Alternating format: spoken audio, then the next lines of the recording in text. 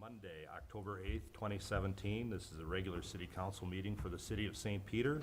It is 7 o'clock p.m.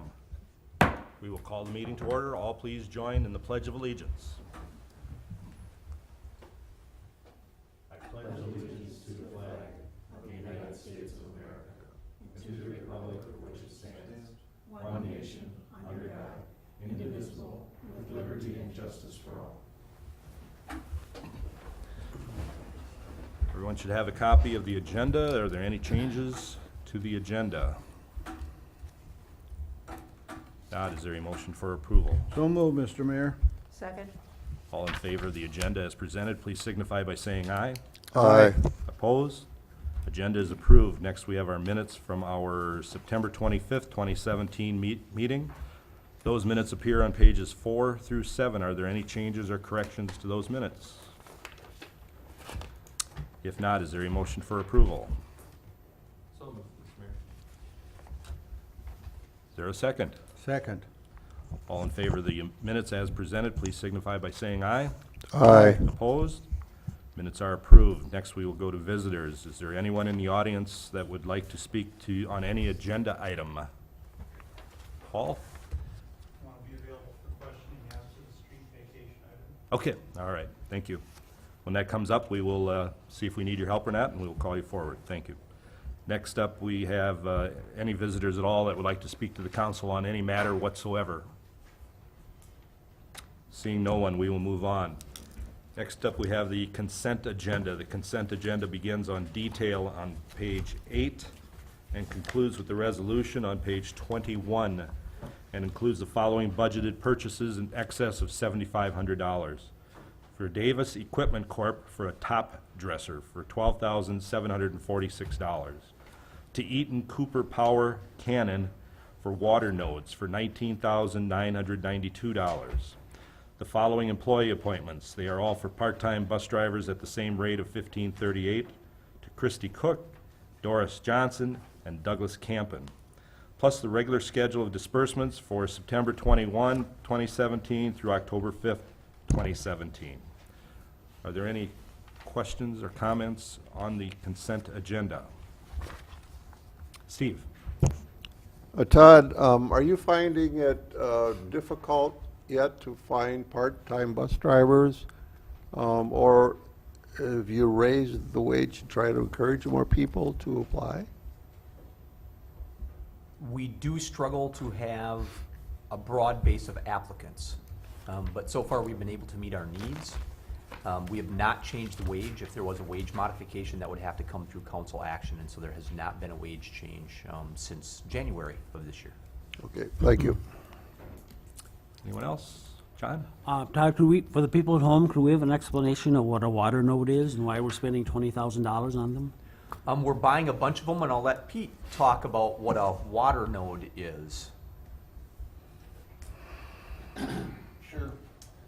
We are purchasing water meters, and where you used to have a remote on the side of your house, now we put a little box inside your home, and it communicates to the electric meter, and then we're able to read the water and electric readings from the node that we put inside the house there. So it's an piece of electronic equipment? Yep, it's a little black box, 4x4 roughly, that will take the place of the remote, and we'll be using it for communication. So for $20,000, you must be getting a lot of them. 200. 200. We'll need 3,000 eventually? We'll need about 4,400 eventually. Actually, if I could even be more clear, I think it's a little bit less than that because you have a couple hundred or so out in the field already. So a little bit fewer than that, but yep, there's a lot of them. It could be this is the complete unit here though, Councilmember Kwame. In our meter setup, we'll have a variety of different applications. Some we just buy the communication device, some we buy the head, some the meter will stay in and we retrofit some different parts in there. I think these are complete units. Steve? So Pete, does that go along with the new remote reading system that you're putting in? That's correct. Yep. Okay. This is the water side of that application. All right, So when thank we you. discuss AMI system, this is part of the AMI system. Right. Any other questions on the consent agenda? Not the resolution appears on page 21. Is there a motion for approval? So move, Mr. Mayor. Second. And now any more questions? Call the roll, please, Barney. Councilmember Graham. Aye. Councilmember Carlin. Aye. Mayor Zeman. Aye. Councilmember Quaney. Aye. Councilmember Pfeiffer. Aye. Councilmember Graham. Aye. Consent agenda is approved. Next, we have unfinished business, which we have none, so we will move to new business. And first up, we have Pete again for the North Third Street cost estimate. Mayor and members, as you guys are aware, up on North Third Street, north of St. Julian and west of Old Minnesota Avenue, we have some residential properties which are served by Center Street, North Third Street, and McLeod Street. This area has been basically undeveloped from the city's point of view. They do have utilities, sanitary sewer, but they lack some storm sewer and proper drainage throughout that area. There is not curb and gutter. We've had some questions on what it would cost to make this area, turn it into a developed area. And so staff has worked with Bolton and Mink to find some prices. And what you've got for breakdowns are some storm sewer design. We would also evaluate roadway and utilities, determine pavement, curb and gutter, and driveway apron quantities, prepare cost estimates for improvements, and really do some research on lots and dimensions and see how we can fit a project in there to make that work. We're hoping to do a lot of this work this fall here yet, bring that information back to you guys for consideration or direction on where we should go with that. $10,000, it'll be a little under $10,000 to do this work. It was unbudgeted, but we're asking council to authorize this to go ahead. Jeff Darmas has, from Bolton and Mink, has supplied a memo on page 24 that describes some of the other activities that will go into there. And we have a resolution on page 26 that we would like you to consider. Mayor and members, I would anticipate that if you move forward and direct this work to be done, that, as Pete indicated, we'd bring the information back to you and you'd tell us whether you want to go on to the next step. I would anticipate that that next step would be more of an informational meeting with folks in that area. As Pete and I understand it, you've received requests from homeowners in that area asking this to be evaluated, so that's the basis for this. Question? Pete, so the information that comes back from Bolton and Mink will include in a rough estimate of the cost per lot, Yes, per individual lot? So each individual homeowner will have an idea of what their obligation might be, that's correct. You'll also have the city's cost participation. plus the city's obligation, yes. Okay. Jeff? So with this information, this isn't a yes or no, this is just fact-finding mission. We'll Right. take some time to decide and base it on its merits later on. Right, correct. And I would also think, based on the response of the residents that live in that area. Correct. Yeah. As you know, one of the challenges that we discussed previously is that we anticipate that the level of the assessment will be significant since this is an undeveloped area. And whether the valuation of the property can support that without 100% or some significant amount of the property owners agreeing to the assessment could be a challenge. Susie? Is this mentioned in comprehensive plans, or has this area been on the list in the past for places for the city to look at further development, or is this exclusively responding to a need from some of the neighbors in that area? I would say that the vast majority of this action being brought to you has to do with the council's request, which was in response to property owners in that area. While it has been talked about in the past, frankly, it's been viewed as it's a very expensive project based on the assessment and the valuation levels, and so it's never got past some very preliminary discussion. Any other questions? I would think that if we spend this, which I don't like spending this much even for that, but if we would spend this, at least we would have somewhat of a finite number for people to look at, and then, you know, we can move on one way or another. And I guess that's what, you know, the major accomplishment hopefully will be. If there are no other questions, the resolution authorizing Bolton and Mink to develop a preliminary costs and assessment rolls for possible improvements on North Third Street appear on page 26. Is there a motion for approval? So moved. Second. Any other questions or comments? Call the roll, please. Councilmember Carlin. Aye. Mayor Zeman. Aye. Councilmember Quaney. Aye. Councilmember Pfeiffer. Aye. Councilmember Graham. Aye. Councilmember Brennan. Aye. Resolution passes. Next up, we have Pete again for the Landscape Architectural Services Agreement. Mayor and members, as you're aware, the pavilion is going to become a reality here within the next couple of years. And in order to do due diligence on that area there, staff is asking that we look at hiring Damon Farber and Associates to come in and take a look at our planning for the Minnesota Square area. There's going to be quite a bit of change down there. You're already seeing some change with the Vets Memorial coming in there. We want to make sure that we get an outside look so that we can make sure we're doing the right thing. Damon Farber has supplied a little bit of explanation that kind of talks into that on pages 28 and 9.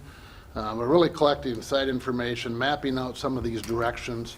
We'll take this information, we'll work with the Parks Board then and set a nice direction and tone on where we want to go there. Again, here with a lot of the work that we're doing, our hope would be to come back and speak to council sometime either late in December or early in January to set that direction prior to developing plans and specifications for the pavilion going forward. So Damon Farber will develop alternates, develop a preferred concept for us, get a few of the details worked out based on not only this plan but our overall Parks Master Plan, and see where we can fit things in that we need to work on and where we can address the issues out there. You have a resolution on page 31, and we're asking that council approve that. Questions? Jerry? Pete, in as much as we're talking about the whole park, will they be concerned about electrical hookups too? Because that's something that's been, every time we have something going on in there, it's been great for years, but it's no longer able to handle what's needed, so. Right, yeah, that'll be part of our overall concept design.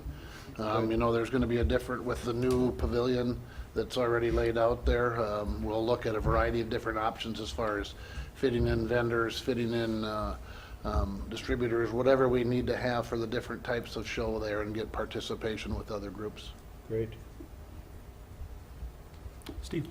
Pete, do they have anything to do with the playground area that the children use there? They will. They'll evaluate the equipment, they'll evaluate the siting of that, location of that.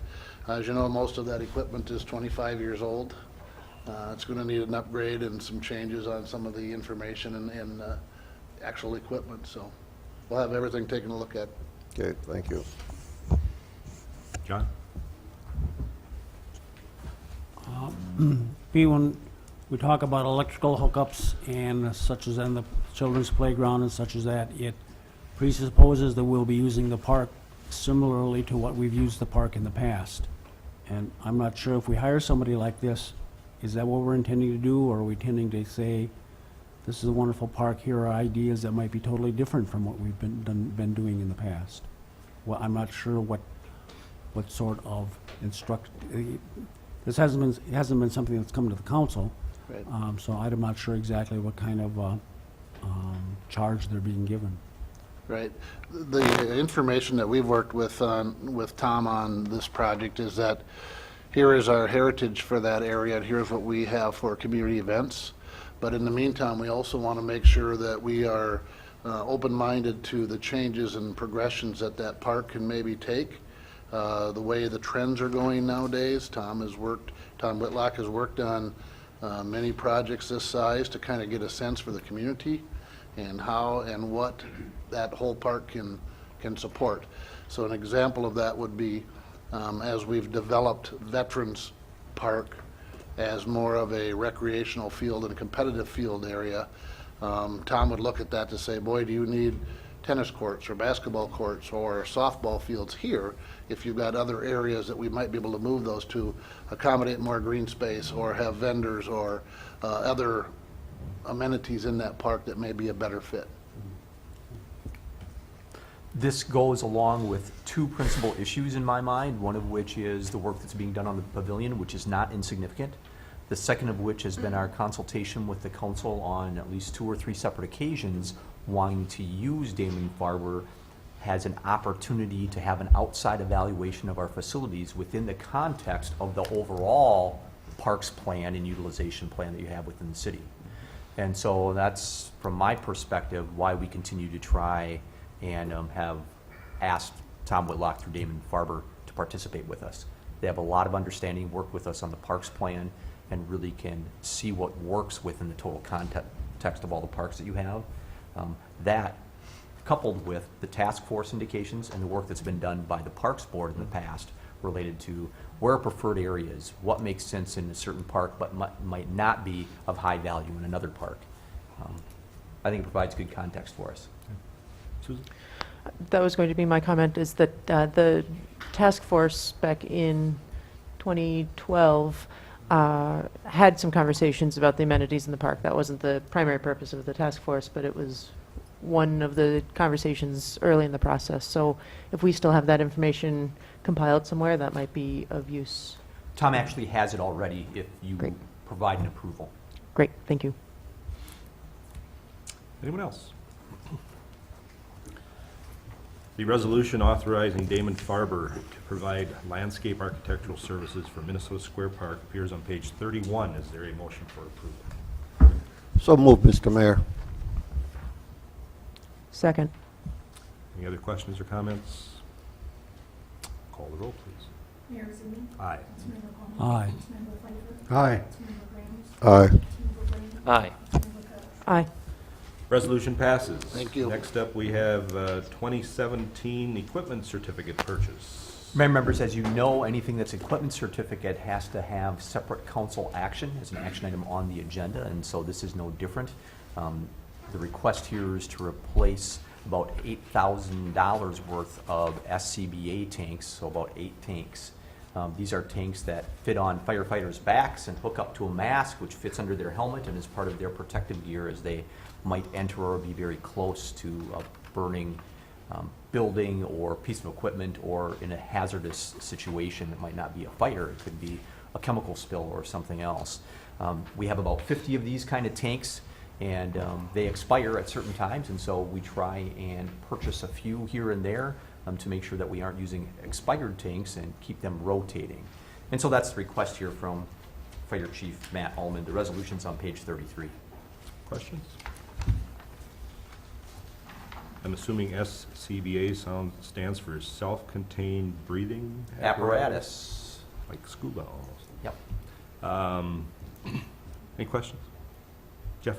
I brought up one question to you, Todd. I just wanted to maybe reiterate it. I had asked about whether or not there was availability for leasing these types of units as maybe a way to save some money, but it sounds like you had said that there's nobody that does that. Yeah, I mean, we haven't been able to find anybody that does it effectively yet. Okay. Part of the challenge for this is that there's really no aftermarket for these.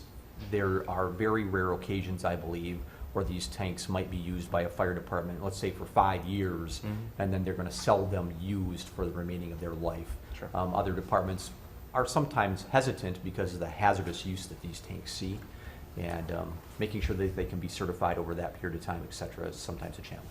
Okay. Other questions? Resolution approving the 2017 equipment purchase for SCBA tanks appears on page 33. Is there a motion for approval? I'll make that motion, Mr. Mayor. Is there a second? Second. Any other questions or comments? Call the roll, please, Barb. Councilmember Conley? Aye. Councilmember Pfeiffer? Aye. Councilmember Graham? Aye. Councilmember Brand? Aye. Councilmember Carley? Aye. Mayor Zimmerman? Aye. Resolution passes. Next up, we have hospital equipment purchases. Mr. Rorich is here.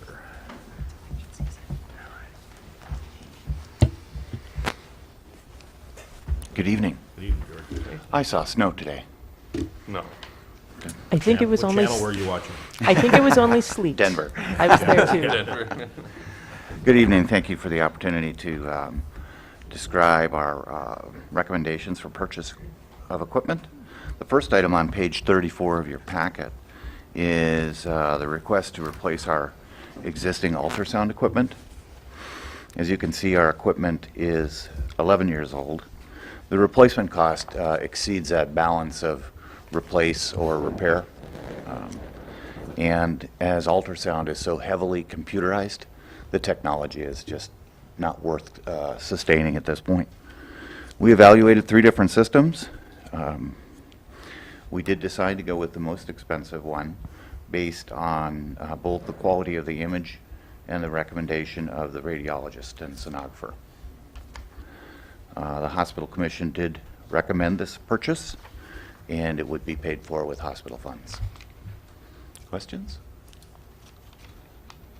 Members, the reason this comes to you is because anything over a certain financial threshold that can be viewed as a piece of capital equipment has to come before the council for approval based on a recommendation from the commission. Any questions? Steve? George, when the radiologist looked at these pieces of equipment, was there that much of a difference to warrant a $30,000 difference between the Toshiba and the Samsung? You know, just- They actually looked at actual examples, films or images, and as we'll probably have this equipment for another 5 to 10 years, they felt it was a significant enough clarity or improvement to go with the better system. Were they aware of the price difference? Yes. Okay. All right, thank you.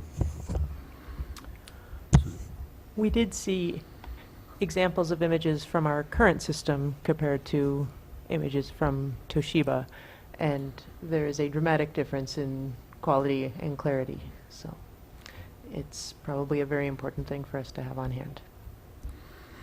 Another piece that I would add is this piece of equipment is used widely for patients coming into the emergency room to diagnostic examinations that are requested by providers. It's a pretty broad focus on the benefit to the community. Any one of us in this room could have an ultrasound for a variety of reasons. Anyone else? The resolution. Make sure I got the right page here. The resolution approving purchase of a new ultrasound for Rivers Edge Hospital and Clinic appears on page 36. Is there a motion for approval? So move. Second. Any other questions or comments? Call the roll, please. Councilmember Pfeiffer. Aye. Councilmember Graham. Aye. Councilmember Graham. Aye. Councilmember Collins. Aye. Mayor Zimmerman. Aye. Councilmember Wong. Aye. Resolution passes. George again for another piece of equipment. All right. The recommendation on page 37 of your packet is to purchase a Steris 4085, Model 4085 surgical table and accessory pack for $80,253.03. This table provides us with capabilities we do not currently have. As you can see in the image, it allows for the extension where the pedestal is at one end as opposed to in the middle. You also see in that image, although it's a little bit foggy, where the an ultrasound unit is brought in, and that's the true benefit of this system. That ultrasound then can image the body from almost the head to the feet. And that body is made out of a carbon fiber, non-metallic radio lucent material so that we can image without picking up any metallic artifacts. This table is considered general purpose, but we will use it considerably for orthopedics and other work. Question? George, if we wouldn't be getting into the spine surgery, would we still have a request like this? I know you said it's other uses, but would our current We table will, work? yes, we would. If we move forward with our expansion and renovation project, we will add ORs 3 and 4, and this would be a main surgery table in one of those 2 rooms. So at some place, or at some point in time, moving through that project, this piece of equipment or a piece like this would be needed. We did look at a number of tables, I'm sorry. That's right. And I had a number of tables brought in. We actually demo them, actually use them. And this was the clear choice by the surgeon for use at the hospital. Steve? There's two questions, George. Can you explain these to a layperson that's, I don't know, academically challenged? What's a C-arm, and what do you mean by a radiolucent 18-inch sliding top, and what does that mean? Sure. So C-arm is a piece of diagnostic imaging or X-ray equipment that is in the shape of a C that allows the C-arm to go and image the X-ray or a person on the table. It's commonly used at River's Edge to verify placement of pins, implants, and other metallic pieces. It also can be used to verify the depth and position of a needle or catheter in a patient. So it is able to do that in the OR, as opposed to having either a full fixed X-ray unit in the OR, or to take that patient out of OR and then image and then back in again. Translucence is the ability to be able to X-ray through that material without any of that material showing up on the image. So that's very important. If it was a metallic table, you would just get a big black metallic table and you wouldn't get an image of the patient. Okay, all right, thank you. Shelf life? You know, there isn't a whole lot on these machines. There's some mechanics and hydraulics, up, down, tilts, and head and foot control. We've had these tables for 20 years. Any other questions? The resolution approving purchase of surgical table for River's Edge Hospital and Clinic appears on page 38. Is there a motion for approval? So moved. Second. Any other questions or comments? Call the roll, please. Councilmember Brandt? Aye. Councilmember Brandt? Aye. Councilmember Carter? Aye. Mayor Ziegler? Aye. Councilmember Holman? Aye. Councilmember Pfeiffer? Aye. Resolution passes. Next, George, another piece of equipment for spine surgery. And the last, yes. On page 39 of your packet, you see the recommendation and request to purchase an Allen table for $67,527.81. As you can see from the image, this is a very unique piece of equipment that allows for the patient to be rotated 360 degrees while remaining totally stable, allowing for access to all parts of the body, the spine in this case, by the surgical team. It too is radiolucent and allows for C-arm imaging throughout the whole distance and length of the spine.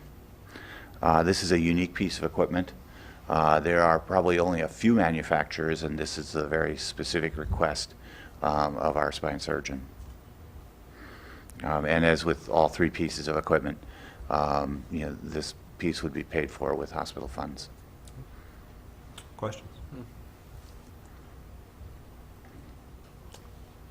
Not, the resolution approving purchase of a spine surgery table for River's Edge Hospital and Clinic appears on page 40. Is there a motion for approval? So move. So move. Second. Now, any questions or comments? Call the roll, please. Councilmember Brandt? Aye. Councilmember Carter? Aye. Mayor Ziegler? Aye. Councilmember Holman? Aye. Councilmember Pfeiffer? Aye. Councilmember Creighton? Aye. Resolution passes. Mr. Thank you. Thank you. Mayor, I have a question for Todd. It hasn't been an issue tonight, but the $15,000, that anything above that the council has to approve, has that number been adjusted at all recently? I believe that the 15,000 is a typo and it's actually 35, so that's an error on my part, a Okay. typo error on my part. So we did adjust it. You did modify that approximately 2 years ago, I want to say. Yeah. Thank you. Thank you, George. Next up, we have the city assistance request for the Halloween Fun Run.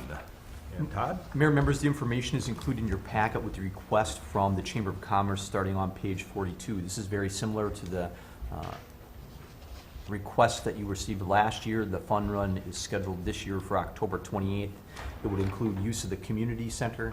It would include the route, which is the same as you've seen over the last 2 or 3 years for the fun run.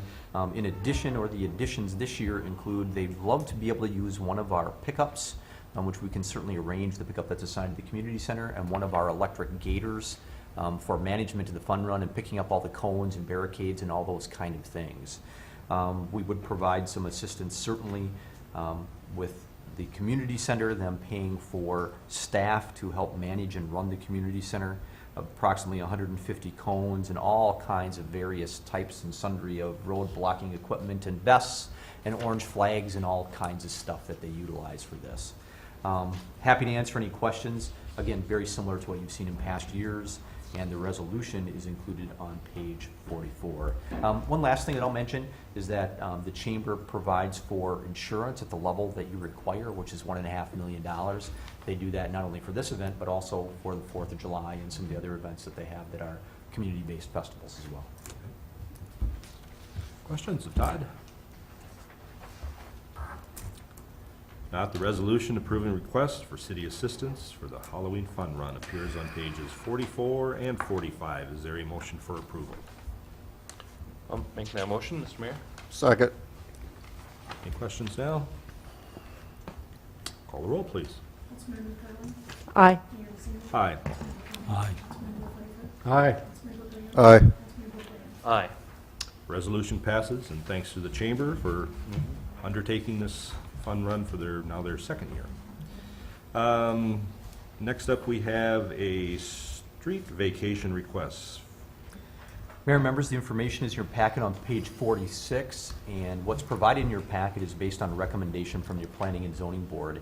Let me get to a map right here. This shows a rough idea of where 10th Street, the 10th Street right-of-way, obviously there's not a street there because there's a building over a portion of this, but in doing some work, the legal counsel for Gustavus saw that this area had not been vacated, and to make sure that all the titling and all the land transfer and information is appropriate, a vacation was recommended by your Planning and Zoning Commission. Frankly, if you don't vacate it, I'm not sure that you make the building move or anything like that. I'm not sure where you go, but it does seem appropriate that you provide for the vacation of 10th Street and the right-of-way underlying this area. I won't speak directly to it. Counsel from Gustavus is here if you have a question for them, but I think this probably comes up as a part of their planned expansion of Nobel Hall, and so that's probably what drove the question being asked. Nobel was built in the early to mid-1960s, and so this should have been something that occurred at that time. I can't explain why it did not, but it didn't, and so our goal is to clean it up now. I attended the dedication of Nobel Hall when I was in high school, so I can tell you it was the early 60s. Was there a road there? I was in high school. No, there was no road there. What did I know? I was a junior in high school.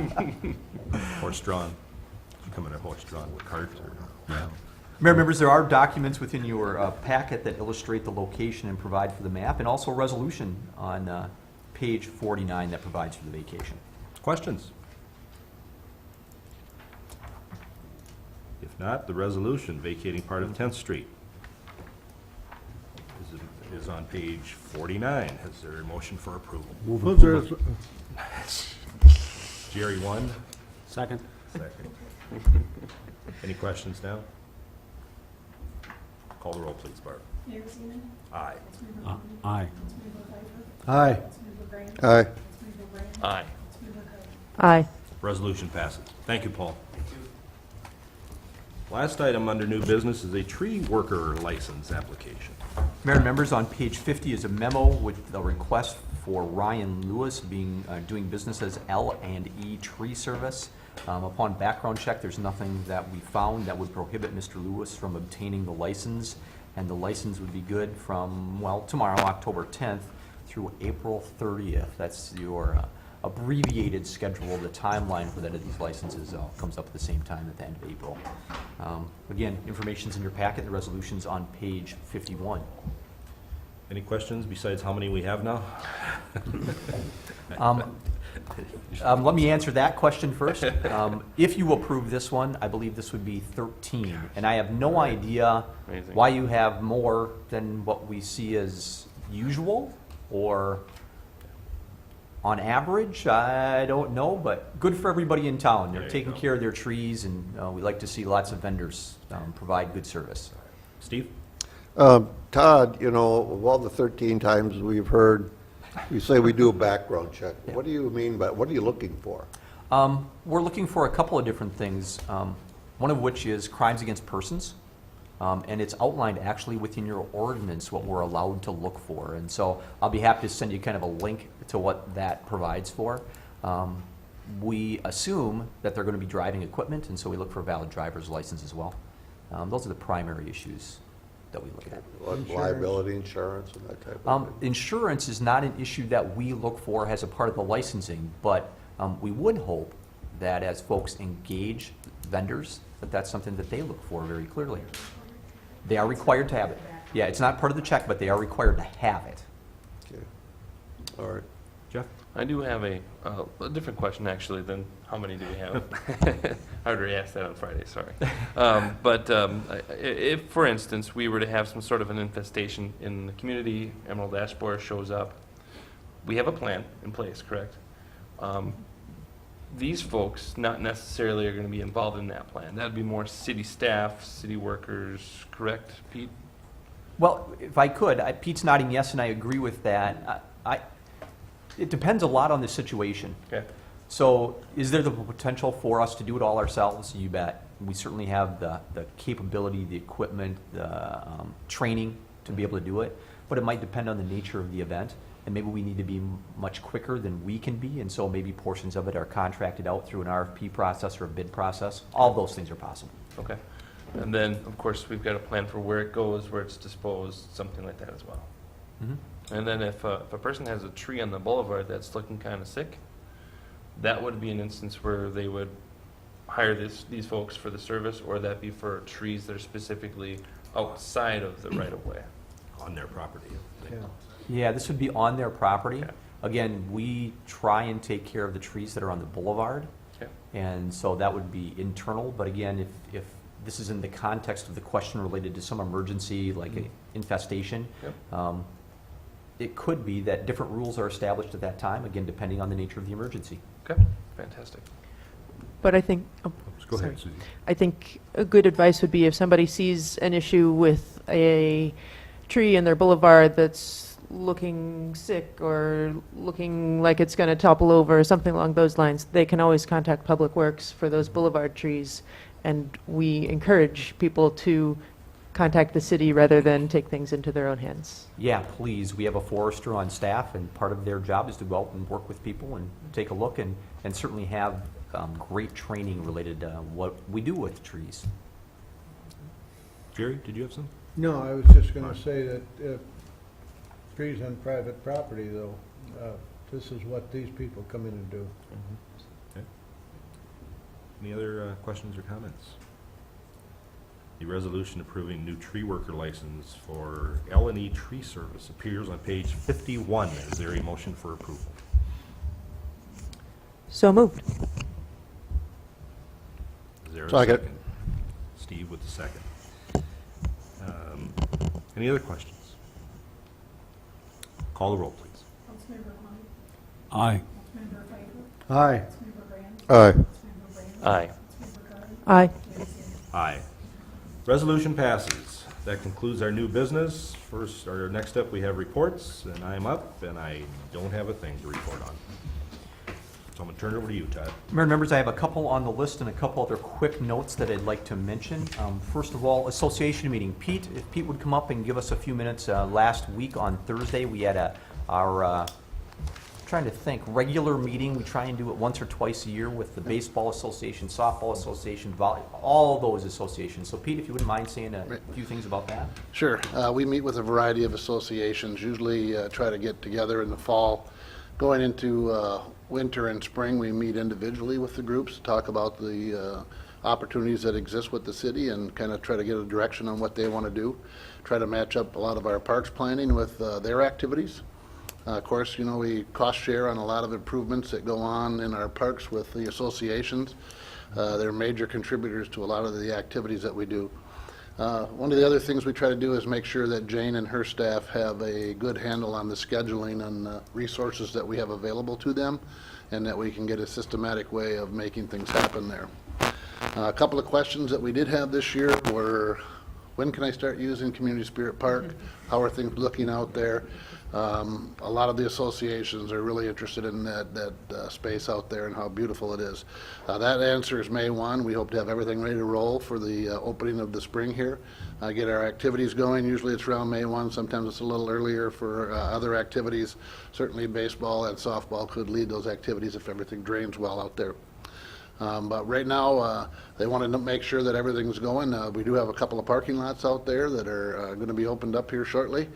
So you'll be able to access that and walk through the area and take a view of what's going on. Part of our goal of having these meetings is to make sure that we all understand where everyone's at, engage some of the trends that go on and modification of the numbers within some of the organizations. And as Pete said, I'll be a little bit more blunt. Some of the associations provide a lot of financial resources for some of the park improvements. And so knowing well in advance what they're looking for and trying to match that with some of the things that you're doing, or say, you know, that just doesn't match with what we're doing, we're not willing to cost share with you. That's really got to be on you. It's great to be able to do that in advance and have some advance notice that that's the thoughts of the organization. The next one that I have, I'll keep Pete here if I can. Pete, what's the word on East Broadway, east of 169, in front of the Jake's area there, and the Pulse and that kind of area? What's the scoop? If it hadn't rained the last few days, we would have had the road open, but we hope within the next couple of days to get a little bit of the electrical and the striping finished up. We've got a little cap work to do on the medians, but the plantings are in, the trees are in, sidewalk, street, roadway is all in, curb gutter. And so we're ready to roll. We just need a little cooperation and a couple of finishing touches, and we should be good to go. And so that then will open, if I remember right, Pete, so people will be able to use Front Street and cross Broadway there. We're going to allow Front Street to be open to just be the bridge Correct. that's at least closed for a little while longer. Right, they're still working on that. You can see the canvas that's up and they have it enclosed. And everything else should be able to flow north and south along there. The alleys will be open for business again and to enter the Jake's Pizza area and the Domino's Pizza area back on the south side. So we'll get a good view of the traffic pattern, and we did a little bit of restriping west of 169 or Minnesota Avenue. And so you'll see a little different configuration when you go up there. We hope that we've improved the sight lines so that traffic can see a little better with incoming and cross traffic.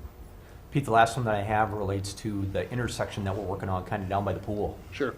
They finished up the curb and gutter today, I believe, and we'll be looking at getting asphalt down. Hopefully that can happen this week as well, and hopefully by the end of the week, we should be open for business there as well. All right. Thank you very much. Oh, I had somebody ask me this, so I'll relay the question. Sure. The work got started there at that intersection quite a while back, midsummer, late summer. Right. And then it just sort of sat for a long time. Can you tell us about that? Sure. When we bid the project, we give the contractor, in order to get the most feasible bid for the city, we allow the contractor a certain amount of length within the contract. The city had additional work to do there, so part of the disruption was us fixing some water main valves in there, a couple of storm basins, and a hydrant we replaced. And so it looked tore up for probably an extended 30 to 45 day period, where usually the contractor's in there cleaning things up after we've done our damage. And so it did look like it was messed up for a long time, but they're in there now. They've got her looking very nice, and you'll see a very great intersection when you're done here. thanks, Pete. Yep. Mayor, I have two other quick ones. First of all, I want to mention that next Tuesday, we have an all-staff training session. So the non-emergency offices will be closed in the morning and then open again in the early afternoon. That's something that we do twice a year. And I also want to mention that I left a memo, or Barbara left a memo on your table here tonight related to meetings throughout the end of this year and the beginning of next year, 3 meetings that would be joint meetings with you and the Hospital Commission. So I'd love it if you would get those on your calendar just in case. And if you want to know more about that, I'm happy to tell you. Certainly agendas aren't fully developed for those yet, but we want to get them on your calendar. We know how busy everyone is. And especially to get you and the commission together all at one time takes a little bit of an additional planning. Mayor, members, that's all I have for you for tonight. Anyone else? Steve? I don't recall where I read this, but John Cavambi and I must be kindred spirits, because I've been thinking about the joint meetings we used to have with Nicollet County, and I see that was an issue that Mr. Kwame had talked with probably a commissioner or somebody about at the car show recently at the fairgrounds. And that thought occurred to me a couple of weeks ago. We haven't had one of those for quite some time. Have they been discontinued, or just a lack of interest on anybody's part, or just a lack of an agenda? Just curious. I think maybe all of the things that you've addressed, but we have had some communication with the county to try and get one established. Maybe Barb has one set, but we have had some communication and requested that. Maybe where you read it was in their commission meeting minutes, because they talked about it last Tuesday, maybe it was the Tuesday before. And so that was based on Councilmember Kwame, his question of me, and us communicating with them. Okay, thank you. Yeah. I just wanted to bring up, there are a couple of downtown crosswalk signs, those signs that are, you press the button and then you have to wait for the light and you walk across. There's a couple of signs that are faded so much that you can't actually read them anymore. So the folks that are visually or audio impaired but can see. And then also I noticed one of them in particular is speaking gibberish. It's not even speaking what I would call English. And so for a person that's able to only listen, I don't think they can effectively walk across the sidewalk or the crosswalk. And then also there's a sign that's the speed sign 35 just south of the Family Fresh Market is faded to the point where you can't see it during the day. I was just wondering who is in charge of those signs? Is that MnDOT or is that our responsibility? Pete might have to answer to that one, although Okay. we have had discussion about all three of those issues. And so you'll see some of the crosswalks are currently being painted. Okay. And so we've had quite a stretch of rain here, Right. so that has not helped out with some of it. But the signage was brought to my attention by Councilmember Carlin a couple of weeks back, and so Okay. we are trying to pursue that. If you would help us out with the gibberish one, what location that is, that would be really helpful to us. I think it's River Rock going south to Godfathers. I believe it's that one that's speaking gibberish. Okay, I'll press some buttons tomorrow on that block, and we'll figure out what it is. If it's on all sides, or it's just the one post that's having problems, but Yeah. we'll try and figure that one I out. believe it's that one though. Okay, yeah. By the way, we don't correct that part of it, that is through DOT. I noticed there were some. But we'll let them know, we want to let them know which one, so they don't spend an hour chasing the wrong one down. There's been some bright red fire hydrants that have showed up, so I know that they got painted. Yeah. And I realized that, with the weather, things can't really get painted, but I didn't know if those were also being addressed. Good. Yeah. I thought of one thing while we were discussing our next meeting.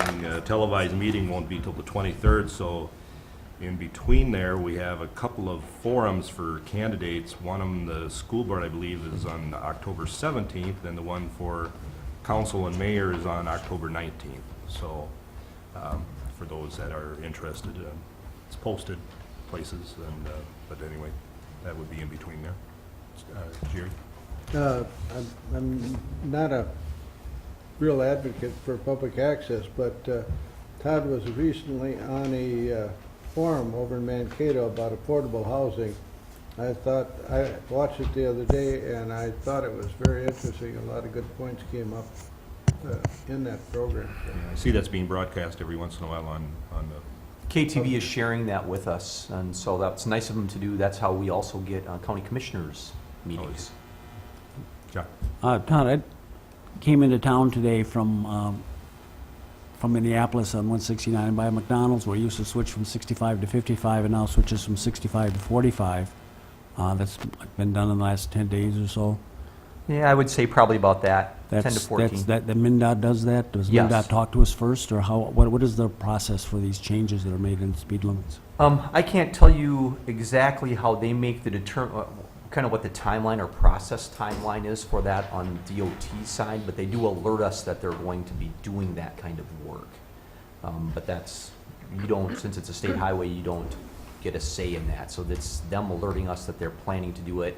Typically, they provide a window in which they're going to undertake the modification of the signs. They don't give a date certain. And just one day the sign goes up and everybody's supposed to be paying attention and notice that Yes. it's a different speed? Whoa. That's why they have signs, so that you read the sign, John. But I'm going back to the paying attention part. Is that, Well, we can't control all of that. can you refresh my memory, is that a reversal to what it was before the renovations were done? For instance, I know that the speed limit had gone up as you're leaving town, past the oil change place, as you head Yep. toward the treaty site. That speed limit had been raised when they renovated that portion of 169.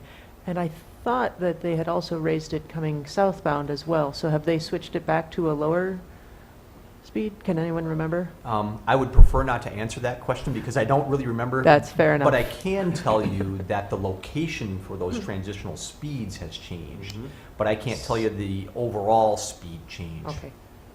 I'm just curious if they bumped it up and then decided to bump it back down, or if there's something more to the story. In general, I believe that the speed throughout the whole corridor is faster than it was prior to 2009. Agreed. Yeah, Didn't they also raise North Minnesota from 35 to 40? yes. Yeah, went north. I noticed that the other day. So, any other comments? John? North Minnesota isn't ours? That's a county road. Um, I'm talking 169, not Old Minnesota. North Minnesota Avenue. North Minnesota Avenue. So north of Chatham Street on Highway 169, Oh, Yeah. our Minnesota Avenue. correct. Actually, their Minnesota Avenue. Well, theirs. It's now 40? Mhm. Whoa. Well, John, you can go visit your children faster. Any other pertinent comments or questions? Or concerns? If not, is there a motion to adjourn? So moved, Mr. Mayor. Second. All in favor of adjournment, please signify by saying aye. Aye. Opposed? We are adjourned.